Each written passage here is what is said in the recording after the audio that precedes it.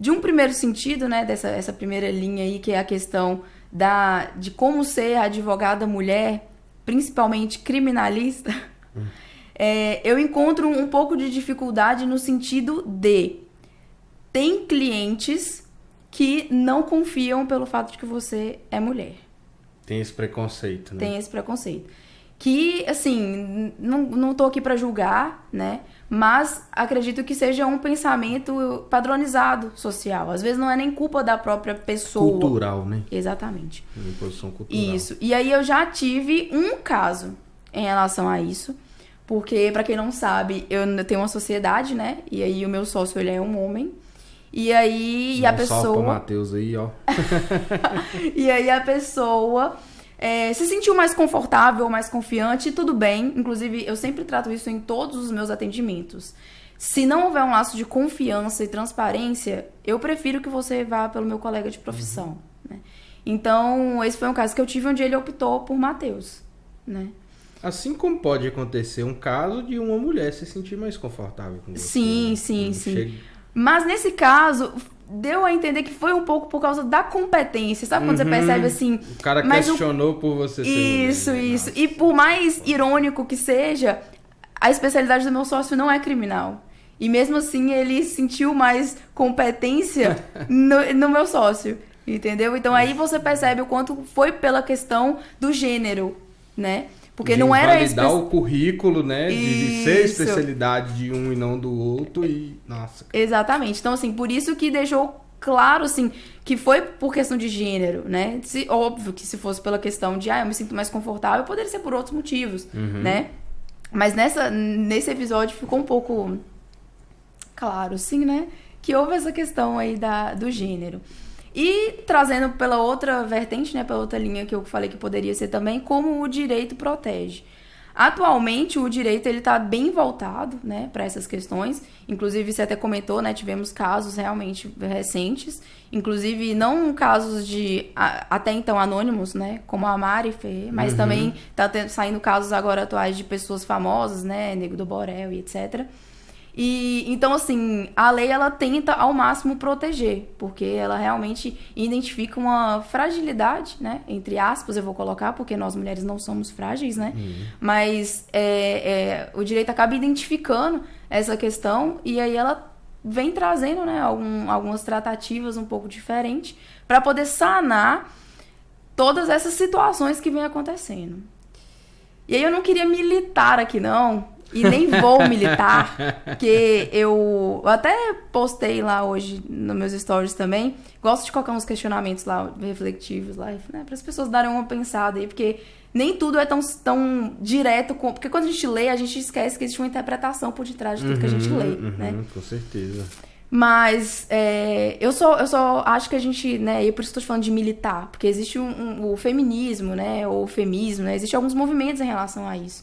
E aí eu sempre tento ter cuidado, porque eu não quero atingir nenhum movimento, também não quero dizer que eu não faço parte dos movimentos. Mas eu gosto de ter um cuidado em relação a isso, porque nem tudo e nem todos os casos vão se tratar de um abuso de gênero, né? Nem todos os casos vão se tratar diretamente da militância. E aí eu vou trazer um caso, não vou nem tratar de questões de gênero, mas eu vou tratar de um caso que diz sobre militâncias e grupos de minoria, onde as pessoas precisam ter um cuidado. Um cuidado, é só isso que eu peço. Não tô aqui me posicionando em relação a nada. Até porque eu não tive contato com casos diretos e fatos, né, documentados, nem nada. Tudo que eu tenho acesso é o que a maioria das pessoas tem acesso também, que é a mídia, né, a rede social. Né?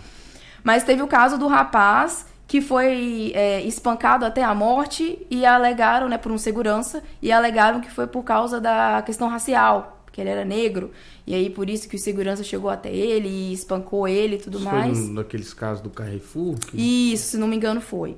Porque não é um, né, são vários casos que acontecem. Foi recorrente, teve com o cachorrinho e tudo. Isso. E aí por que eu tô falando tomar cuidado com esse tipo de posicionamento? Não estou falando se é ou se não é. Eu só estou trazendo aqui uma reflexão pra gente poder estar fazendo. Ninguém garante ninguém garante. Porque ninguém tá no coração e nem na mente do segurança. E nada do que ele fala agora, infelizmente, pode ser validado. Porque ou ele vai falar a seu favor, ou ele vai falar porque o advogado mandou falar, ou alguém mandou falar. né? O que se entende é que a gente não sabe o que estava passando na cabeça e no coração dele quando ele proferiu as agressões. O que a gente sabe é que ele proferiu as agressões. Assim como ele poderia ter proferido aquelas agressões por qualquer pessoa, não necessariamente pela questão racial. Então é esse o cuidado que as pessoas precisam ter. Porque já logo depois que houve esse caso, já saiu várias, né, questões em relação a eu esqueci a hashtag, porque sempre quando repercute alguma coisa, nasce uma hashtag, né? Mas era sempre voltado para essas questões raciais, né? Aí vem o grupo, a militância, e sempre, não, olha pra você ver como é que são os crimes, né? Espancou até a morte porque era negro. A gente não sabe se espancou até a morte porque era negro. Se a diferença racial era a motivação, né? Exato. Então, o cuidado... Às vezes foi. Uhum. O que eu sempre trago, e quero que as pessoas tenham esse pensamento crítico, de parar e pensar e se perguntar, será que foi? Porque a gente não sabe. E por que eu falo isso do feminismo? Porque às vezes não foi por questão de gênero. Igual a gente estava comentando aqui antes do atendimento, que a pessoa às vezes se sentiu mais confortável com o meu sócio. Às vezes não foi por questão de gênero, né? Às vezes foi porque ele se sentiu mais confortável por outros motivos. Porque é uma mulher, eu não sei Empatia. Se eu vou... Isso, ou então porque eu não... o que eu tenho pra falar é uma coisa meio constrangedora. Eu não sei se eu falaria pra uma mulher, eu prefiro falar pra um homem. Então fica difícil a gente julgar o caso sem ter acesso a tudo. Então a gente precisa ter um senso crítico e se perguntar, será que foi por isso? Uhum. Então, assim, quando acontece algum caso, a gente tem que pensar, foi porque é mulher, né? Foi por causa do gênero que houve esse tipo de situação? Foi porque ele é negro? Então, antes de vir eu sei que vem aquela angústia, aquela questão, poxa, eu sou mulher, entendeu? É, porque o foda é que, tipo assim, igual eu não sei se você chegou a ver, eu tive um episódio aqui com a Juliana. Ela encabeça o projeto Mulher Livre de Violência. Sim, MLV. E aí uma coisa que a gente estava comentando assim, que notoriamente, igual os casos de... Vamos pegar aí o exemplo do feminicídio, né? Uhum. A gente vê nas investigações dos casos que a grande maioria tem esse tipo de motivação, né? Sim. Por isso que já se... Quando tem um novo caso, já se toma... Com aquilo ali. É errado, mas é meio que uma ação natural, né? Isso, de se incluir. É instintivo. Por quê? Porque vem aquele lado nosso de... poxa, eu sou mulher também. Poxa, eu já passei por isso também. Que faz com que você crie uma... Não é empatia a palavra que eu queria, mas você crie uma... Se colocar no lugar do outro ali, como se, né? Não, é como se assim, você se reconhecesse no outro, né? Não é nem a questão da empatia, não é que você se colocou no lugar dele. É como se fosse assim, poxa, eu já passei por isso, né? E aí você se reconhece, fala assim, sou eu, né? Naquela situação. E aí vem aquela questão toda emocional e instintiva do ser humano de tô puta, se indignar, entendeu? Né, com exatamente. Situação, aí porque se fosse com a gente, né? Isso, aí lança um monte de hashtag, aí lança um monte de vídeo querendo a pessoa morta, né? E tal, mas. Aí já é outro crime, né? Isso. Mas é porque, assim, é o instinto, né? É a primeira reação da pessoa quando ela vê esse tipo de situação. E é complicado, igual eu sempre falo, é difícil a gente julgar e colocar no lugar da pessoa. Mas para o direito é necessário que a gente tenha o senso crítico. Uhum. Por isso que eu falo tanto da filosofia. Porque a gente precisa parar, deixar o nosso instinto quietinho ali e falar assim, opa, peraí, vamos raciocinar, vamos compreender.